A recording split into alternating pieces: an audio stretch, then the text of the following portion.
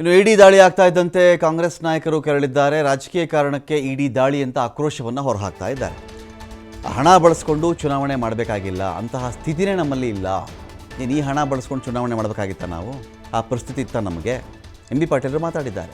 ಸಚಿವ ಶಿವರಾಜ್ ತಂಗಡಗಿ ಕೂಡ ವಾಗ್ದಾಳಿ ಮಾಡಿದ್ದಾರೆ. ಇಡಿ ದಾಳಿ ವ್ಯವಸ್ಥಿತವಾಗಿ ಮಾಡ್ತಾ ಇದೆ. ಕಾಂಗ್ರೆಸ್ ನಾಯಕರನ್ನು ಟಾರ್ಗೆಟ್ ಮಾಡಿಕೊಂಡು ವ್ಯವಸ್ಥಿತವಾಗಿ ಆ ನಾಯಕರುಗಳನ್ನೇ ಹತ್ತಿಕ್ಕತಕ್ಕಂಥ ಕೆಲಸವನ್ನು ಮಾಡ್ತಾ ಇದೆ. ಕೇಂದ್ರದಲ್ಲಿ ದೊಡ್ಡ ದೊಡ್ಡ ಹಗರಣಗಳಾಗ್ತಾ ಇದೆ, ಯಾಕೆ ಇವರು ದಾಳಿ ಮಾಡಲ್ಲ? ಇಡಿ ದಾಳಿ ವಿರುದ್ಧವಾಗಿ ಶಿವರಾಜ್ ತಂಗಡಗಿ ವಾಗ್ದಾಳಿ ಮಾಡಿದ್ದಾರೆ. ಇಡಿ ದಾಳಿ ಹಿನ್ನೆಲೆ BJP ನಾಯಕರು ಕೂಡ ಪ್ರತಿಕ್ರಿಯೆ ಕೊಟ್ಟಿದ್ದಾರೆ. ಎಲ್ಲರೂ ಕೂಡ ಯಾರ್ಯಾರ ಮೇಲೆ ದಾಳಿ ಆಗಿದೆಯೋ ಅವರೆಲ್ಲರೂ ಮೊದಲು ರಾಜೀನಾಮೆ ಕೊಟ್ಟುಬಿಡಿ ಅಂತ ರಾಮುಲು ಹೇಳಿದ್ದಾರೆ. ತಪ್ಪಿತಸ್ಥರಿಗೆ ಶಿಕ್ಷೆ ಆಗಲಿ ಅಂತೇಳಿ ಶಾಸಕ ಸುನಿಲ್ ಕುಮಾರ್ ಹೇಳಿದ್ದಾರೆ.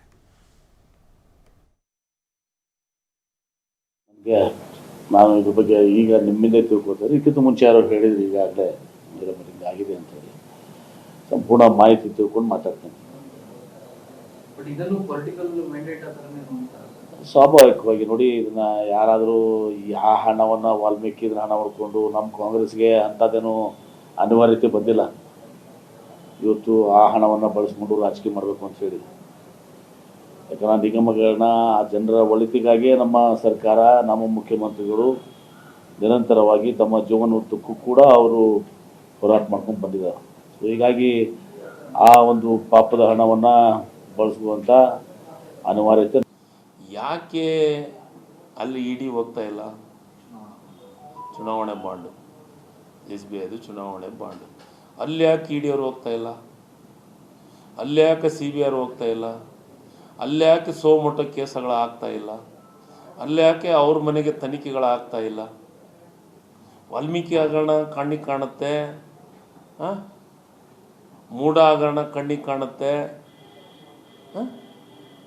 BJP ಅವ್ರಿಗೆ ಯಾವ ಹಗರಣ ಕಣ್ಣಿಗೆ ಕಾಣಂಗಿಲ್ಲ ಕೇಂದ್ರ ಸರ್ಕಾರದ್ದು. ಒಂದು 2 ವರ್ಷದ ಚುನಾವಣೆ ಪೂರ್ವದೊಳಗೆ ಏನು ಕೆಲವೊಂದಿಷ್ಟು ಹಗರಣಗಳು ಆದವಲ್ಲ ಕೇಂದ್ರ ಸರ್ಕಾರದ್ದು, ಅದ್ರ ಬಗ್ಗೆ ಯಾಕೆ ಚರ್ಚೆಗಳಾಗ್ತಾ ಇಲ್ಲ? ಇಡಿಗಳು ಯಾಕೆ ಸೋಮೋಟ ಕೇಸುಗಳಾಗ್ತಾ ಇಲ್ಲ? ಇಲ್ಲಿ ಮಾತ್ರ ಇದಕ್ಕೆಲ್ಲ ಎದುರಂತ ಪ್ರಶ್ನೆ ಇಲ್ಲ. ಸಂಸದರಾದಂಥ ತುಕಾರಾಂ ಅವರು ಮನೆ ಮೇಲೆ, ಬಳ್ಳಾರಿ ನಗರದ ಶಾಸಕರಾದಂಥ ನಾರಾ ಭರತ್ ರೆಡ್ಡಿ ಅವರ ಮನೆ ಮೇಲೆ, ಕೂಡ್ಲಿಗಿ ಕ್ಷೇತ್ರದ ಶಾಸಕರಾದಂಥ ಡಾಕ್ಟರ್ ಶ್ರೀನಿವಾಸ್ ಅವರ ಮನೆ ಮೇಲೆ, ಕಂಪ್ಲಿ ಕ್ಷೇತ್ರದ ಶಾಸಕರಾದಂಥ ಗಣೇಶ್ ಅವರ ಮನೆ ಮೇಲೆ,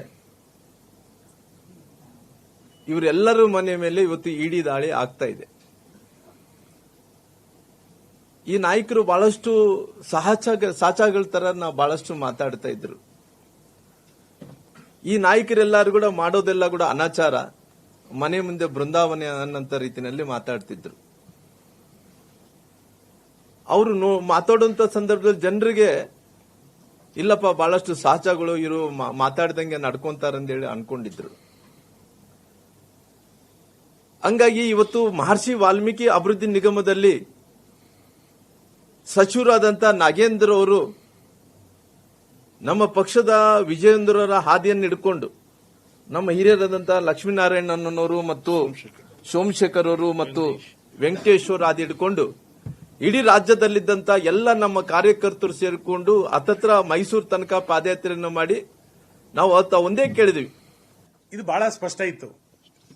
ಇಡಿ ತನ್ನ FIR ನಲ್ಲಿ ಇದನ್ನ ಚುನಾವಣೆಗೆ ಬಳಕೆ ಮಾಡಿಕೊಂಡಿದ್ದಾರೆ, ಬೇರೆ ಬೇರೆ ಕಡೆಗೆ ಹಣ ದುರ್ಬಳಕೆ ಆಗಿದೆ ಅಂತ ಹೇಳಿ FIR ನಲ್ಲಿ ಸೇರಿಸಿತ್ತು. ಆದರೆ ಕಾಂಗ್ರೆಸ್ ಸರ್ಕಾರ ಇದನ್ನ FIR ನಲ್ಲಿ ಸ್ವತಃ ನಾಗೇಂದ್ರ ಅವರ ಹೆಸರನ್ನು ಬಿಟ್ಟಿದ್ರು.